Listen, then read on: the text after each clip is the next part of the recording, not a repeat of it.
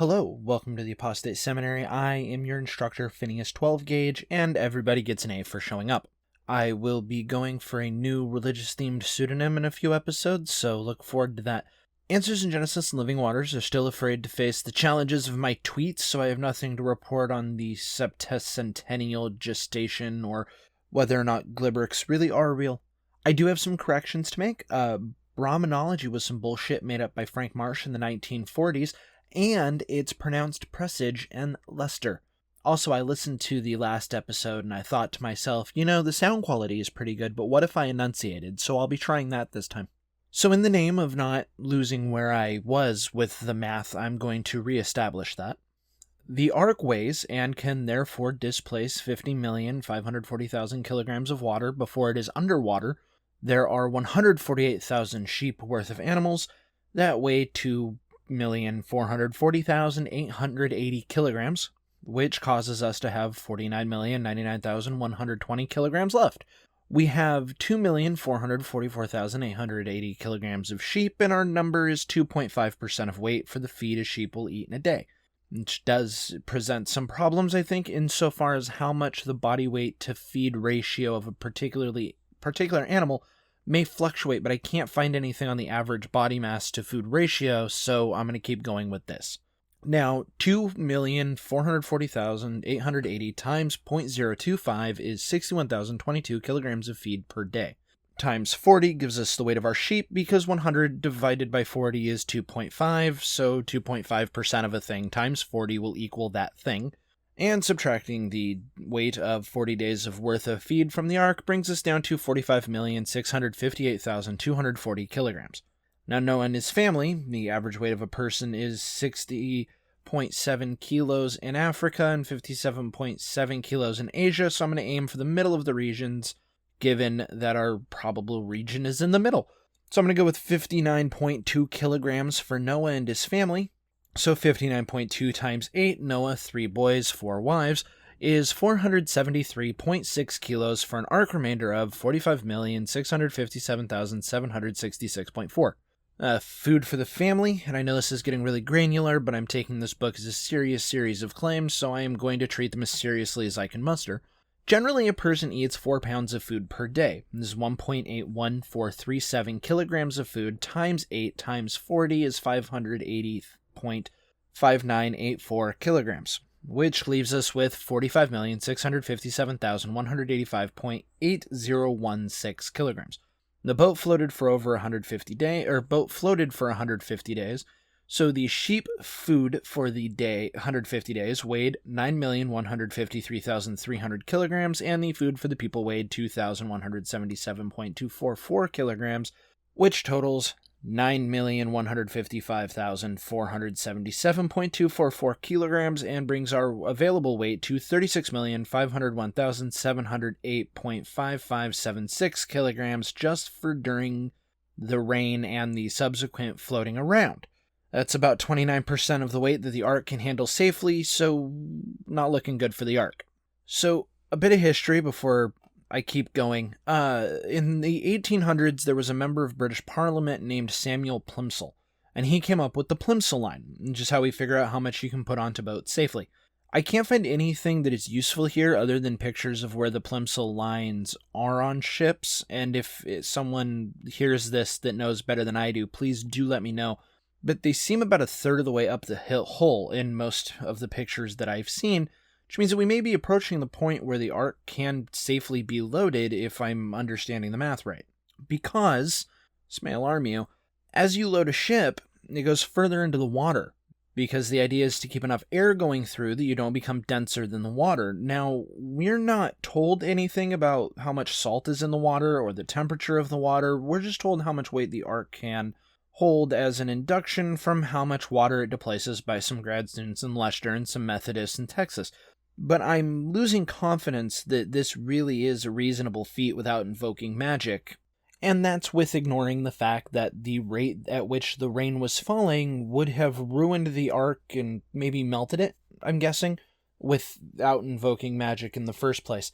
The Leicester kids did do some calculations about seawater, but since the majority of the water was coming from rain and not the sea in the story, I am dismissing that for the purpose of this. So we have 36,501,708.5576 kilograms left before the Ark is totally underwater, but I'm willing to say considerably less than that for the Ark to weather the harsh weather safely. Now, let's finally get on to the Bible study part of Bible study. Genesis 8:1.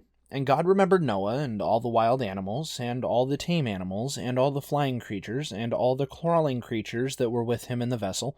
And God made a wind to pass over the earth, and the waters began to recede. Which implies that the waters would have receded earlier, but it slipped God's mind, and I love thinking of it that way. Just one day, you looked down, saw Noah in the ark, and went, oh shit! And the fountains of the deep and the floodgates of the sky were closed. And the rain from the sky was restrained. And the waters receded steadily from the land. And after the end of 150 days, the waters had decreased significantly. So the waters then drained, waters that would fill 1/8 of the earth, if you remember, drained over 150 additional days. So, luckily I figured out 150 days of food previously, so we can just subtract this from the total to get 27,346,231.3136 kilograms left. It's not looking good. And in the 7th month of the 17th day of the month, the vessel came to rest on the mountains of Ararat. The waters receded continually to the 10th month. In the 10th month, on the first day of the month, the tops of the mountains became visible. It happened at the end of 40 days that Noah opened the window of the vessel which he had made. So another 40 days, so take what's left and subtract the total of food per day per person times the amount of people times 40 added to the amount of food for the sum of our sheep per day times 40 came out to 24,904,770.7152 kilograms left. And he sent forth a raven. It went back and forth until the waters had dried up from the earth. Then he sent forth a dove from it to see if the waters had abated from the surface of the ground. But the dove found no place to rest her foot, and she returned to him into the vessel, for the waters were on the surface of the whole earth. He put forth his hand and took her, and brought her to him into the vessel. And he waited yet another 7 days. And again he sent forth the dove out of the vessel. So the sheep ate another 427,154 kilograms, and the humans ate 101.60472 kilograms, and that brings us to 24,477,517.11048 kilograms left. The dove came back to him at evening, and look, in her mouth was an olive leaf plucked off. So Noah knew that the waters had abated from the earth. He stayed yet another 7 days, and sent forth the dove, and she did not return to him any more. 24,050,259.50576 kilograms. And I'm willing to call it there. I am not convinced it can float safely, so the gross tonnage of a powerboat the size of the Ark, the calculations vary slightly, and I couldn't find it for a barge, but this seems the most generous calculation, is 13,512,517 kilograms. So we are way past the cargo carrying capacity of the Ark, according to that, and we are over halfway through the amount of water that would be displaced. And at the rate the waters would raise and disperse, it would be so turbulent that I'm pretty well not convinced it wouldn't at the very least capsize without, at the least, stabilizers, and at the most, literal magic. And it happened in the 601st year of Noah's life, in the first month, the first day of the month, the waters had dried up from the earth. And Noah removed the covering of the vessel and looked out. And look, the surface of the ground was dry, because all the water went to give rivers to heaven. Actually, what I want to address here is a footnote that's in chapter 8, verse 4 of our text. The writers of our text claim that the actual Noah's Ark has been found petrified on the Takht-i Suleiman in the Alborz in Iran. So I looked into a few different sources on this. I looked at the Tehran Times, the New York Post, BibleArchaeology.org, the Smithsonian, National Geographic. And that wasn't easy to find. Google was so full of nonsense, it took me to the second page just to get to the guy who supposedly discovered it. Now you see what happened was there was an expedition in Iran, and they found some rocks and some wood and decided it's Noah's Ark. Other creationists, though, other biblical literalist assholes say no. There's going to be a few different links in the show notes, but the arguments for are, yeah, but we think it's in the right general area, and some of this stuff is sort of arkish shaped. And the arguments against are, I mean, those are rocks, bro. Can you demonstrate that even has rooms? You said this volcanic area isn't volcanic, but volcanic ash is the best way to preserve wood. Which, I looked it up, and it seems that the 3 environments for archaeological preservation are dry areas, which I guess volcanic ash would be, cold areas, which up on a mountain would be, or waterlogged, but nobody brings that up as a point against. The next one is they clearly burned it for wood and made houses out of the wood, which it's gonna say they used tents unless this Bible has a surprise in store, but there is, of course, the argument from radiocarbon dating in which one group says that, oh, well, it radiocarbon dates to the right time, and a different group says, well, yeah, but radiocarbon dating dates stuff that's 60,000 years old, so clearly you have to adjust, and when you do that, it starts making no sense, with absolutely no understanding or realization of the reason why it doesn't make sense. And the last one I'm going to mention is my favorite. Literally everyone who looks for the ark finds it, go fuck yourself. And in the second month, on the 27th day of the month, the earth was dry. And God spoke to Noah, saying, go out of the vessel, you, your wife, and your sons' wives with you. Bring out with you every living thing that is with you of all flesh, of flying creatures and animals, and every creature that crawls on the earth, that they may swarm on the earth, and be fruitful and multiply on the earth. And Noah went forth with his sons, his wife, and his sons' wives with him. And behold, they were fucked, because everything fucking melted and then got waterlogged and the ecosystem was completely screwed up. Normal flooding causes problems with animal and plant life and biodiversity. I can't find any academic sources that talk about this specifically, but I can't imagine there is a term other than totally fucking screwed, dude, that I could use to accurately describe the devastation. Someone think of the Saula.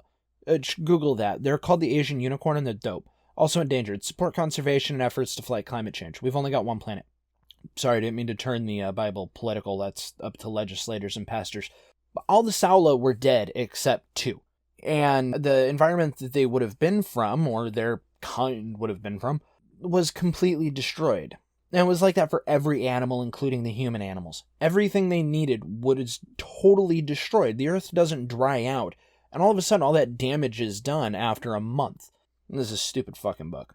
And every wild animal, and every tame animal, and every flying creature, and every creature that crawls on the earth, after their families, went out of the vessel, one by one, with no logistical issues, or cheetahs and lions breaking free and eating things, although I guess they would just be part of the cat family. And Noah built an altar to God, and took of every clean animal, and of every clean flying creature, because birds aren't animals, and offered burnt offerings on the altar. How do you do that at this point, right? After everything you've gone through with these fucking animals, you survived devastation, you survived the boat dissolving under fall so violent that I made the human species shorter. It's why people used to be shorter. And I don't actually know how tall creationists thought Noah was, but I asked AIG and Living Waters, and they still don't answer me because they're cowards, but fuck it.